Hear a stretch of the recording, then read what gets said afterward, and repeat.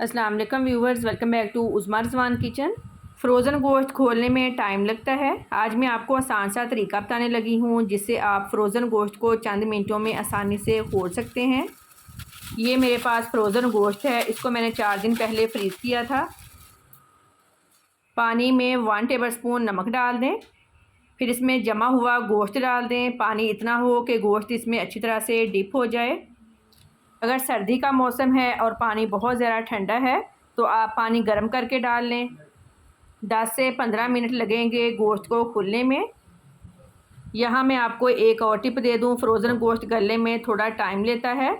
अगर उसमें आप पाइनएप्पल पेस्ट डाल दें या फिर सफ़ेद सिरका या फिर एप्पल जूस या फिर कच्चा पपीता या फिर नींबू का छिलका ड्राई करके रख लें और थोड़ा सा उसमें डाल दें तो गोश्त जल्दी गल जाता है। 5 ऑप्शन मैंने आपको दे दिए हैं, जो आसानी से अवेलेबल हो आप वो डाल लें गोश्त गलाने के लिए। ये देखें 15 मिनट हो गए हैं, गोश्त लहदा-लहदा हो गया है। अब इसको अच्छी तरह से वॉश कर लें और फिर पका लें।